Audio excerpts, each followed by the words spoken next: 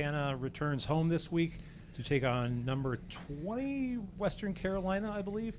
And with us today is center Cade Klimzak, linebacker Ryan Tyrrell, and Coach Hauk. And Coach, we'll just start with your final thoughts from a big win for the Grizzlies over the weekend and your initial reaction or initial thoughts on Western Carolina. Sure. Thanks, Tabes. From last weekend's game, it was a good effort by our guys.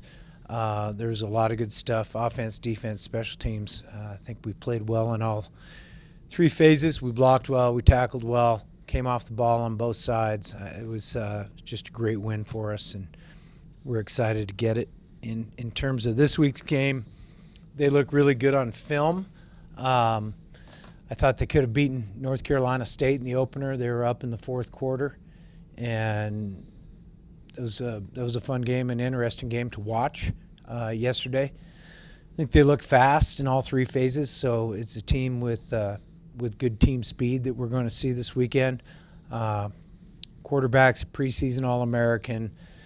I think everybody knows that they led the nation in total offense last year. They have 7 returning starters, so their team's got a chance to win this year, chance to win their conference, chance to be a factor in, as Eric just mentioned, in the rankings and all that. So we'll have a huge challenge on Saturday when they come. Questions?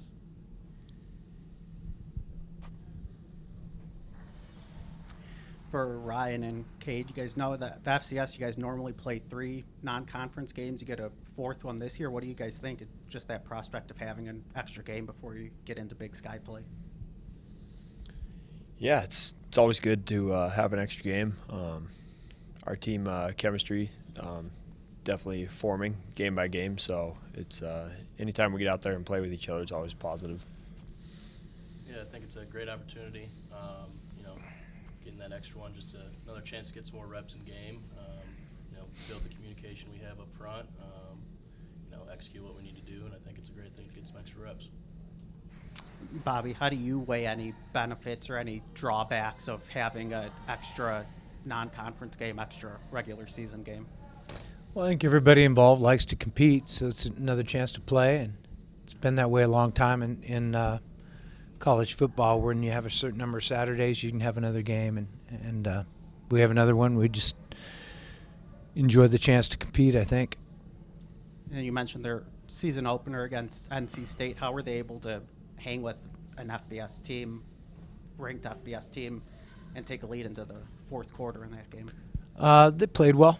They were solid in all three phases, particularly I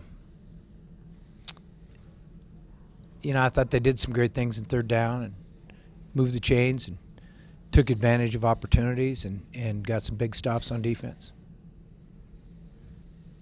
Coach, Western Carolina, they won their last game with a big special teams moment in there. So is special teams on your guys' end something? What was that? The blocked kick, I think. The blocked field goal that Gotcha. was taken back. And so is special teams something you guys are really going to focus on this week as far as preparation for this game? Well, blocked field goal is really a defensive play, and so, good job by their defense. I'm sorry. Ask me that again. So you had something else besides the block kick? I can't remember exactly what they did, but they had a few good plays on special teams. Yeah, they're good in the kicking game. They do a nice job. You can see that they're well thought out in how they approach it. It looks to me like they have a system that they believe in, and they're going to do what they do well.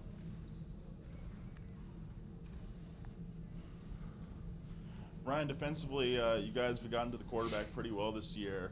What do you attribute to that success so far this season?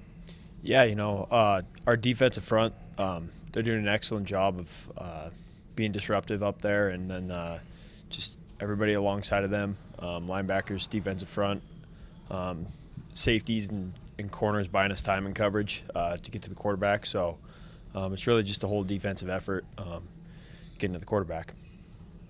Cade, how was it like getting to snap the ball a little bit as a center this week, just getting those reps in for the season. How was that for you? It was great. You know, it was a great opportunity. You know, getting to be able to get the ball back to the quarterback, make the calls up front.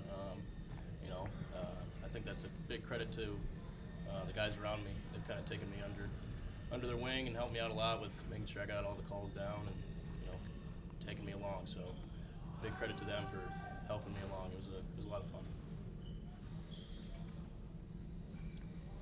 Okay, what was it like when you know, kind of got the news that you were going to kind of switch to center, and just what has that transition, you know, been like? How comfortable are you at that position? Yeah, you know, it was just a simple text message saying from Coach Pavlik, just saying, hey, gonna get you some reps at center this week. You know, I just felt pretty comfortable with it. I kind of was brought in to either play guard or center, so that was kind of an expectation going in. So, yeah, it was a pretty good transition, and again, you know, being in the film room with the O-linemen that have been around for a while has really helped as far as getting all the calls down and everything. So, again, attribute that to them. You know, all four, you know, running backs had a day. What's it like when you see them spring for a touchdown, you get to go down and celebrate, and, you know, obviously the O-line did, you know, really well. Just what's that like being able to kind of celebrate with those guys when they score? No, it's a lot of fun. You know, the running back room, it's extremely talented, you know, and being able to see them do their thing, you know, out in the open field and spring one loose, that's a really fun feeling. It's really exciting, and, you know, once the crowd gets going like that, like we had last week, it's a really fun experience. Ryan, what's it like when you have an All-American, you know, quarterback and a good offense? I know, you know, as a competitor, I'm sure you're very excited for the challenge. Just like, what's that like, just knowing a really good offense is coming into town? Yeah, absolutely. I think we all enjoy the challenge. He's got a good crew around him as well, so we're always up for the task, and it's just we got to take it day by day and make sure we focus in on him. Coach, what's something that the quarterback in particular kind of does that stands out on film? He looks like he sees coverage pretty well to me. I think with the experience he's got, he sees what's going on in front of him. So guys like him are hard to fool. And then defensively, how would you kind of, you know, describe what they look like and if anyone in particular stands out? Yeah, I think I'd describe them as a pressure team. You know, they're willing to bring guys. In particular, they'll bring defensive backs from a variety of spots. So we've got to be ready for that. Bobby, you played a SoCon team in the playoffs last year. Does this team look like a SoCon team, or is there such a thing of does the league look the same or not? Yeah, I probably couldn't define what a SoCon team looks like. It's changed so much because there's so many different teams in that league too, right? Yeah, I mean, if I remember correctly, that would have been, you know, App State, Correct. Georgia Southern, those guys back before. Yeah. So, we did, you know, you're right, we did play a Southern Conference team last year, and they were really good. Have you ever had any experience against Western Carolina? Any crossover with their staff, or? I don't think so. None that comes to mind. Because this is the first time they've ever played, right? Yeah. There you go. You mentioned the quarterback being able to read coverage. What else do you think makes him so highly regarded just around the country? Well, you look at their production. They led the nation in total offense a year ago, so I would say that those are the things. I mean, when you're productive, that people regard you highly.